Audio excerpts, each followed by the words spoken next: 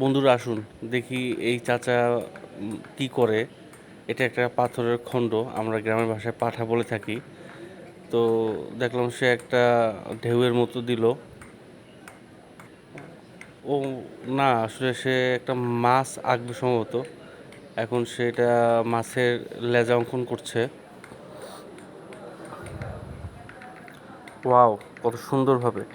কিন্তু আসলে সে আসছিল, অনেকেই আমাদের এই যে পাটা আর পুঁতা থাকে এটাতে, এটাতে করে আমরা গ্রামে বিভিন্ন ধরনের মশলা বেটে থাকি আর কি, যেখানে নাই, আপনার ব্লেন্ডার নাই বা আধুনিকতার ছোঁয়া নাই।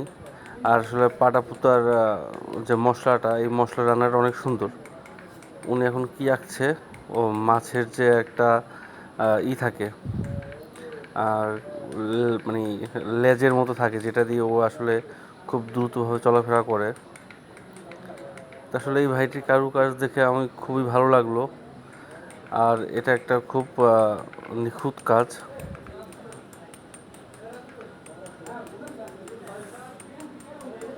ওয়াও, কত সুন্দরভাবে আঁকতেছে দেখেন আপনারা।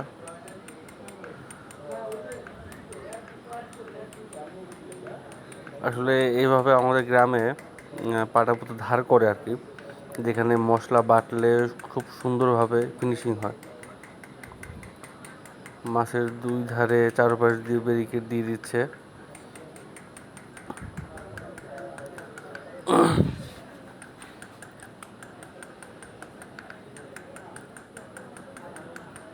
এখন সে সম্ভবত পুষ্কুনি খনন করছে, কারণ দেখতেছি আমরা যে একদম নিচ থেকে সে উপর পর্যন্ত এটা আস্তে আস্তে আপনার খোদাই করে করে আসছে।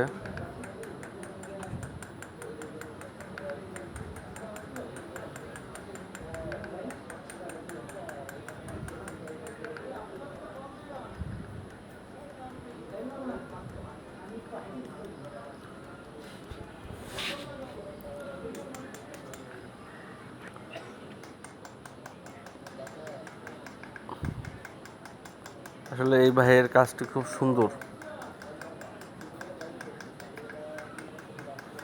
সবাই একটি ভিডিওতে লাইক দিবেন।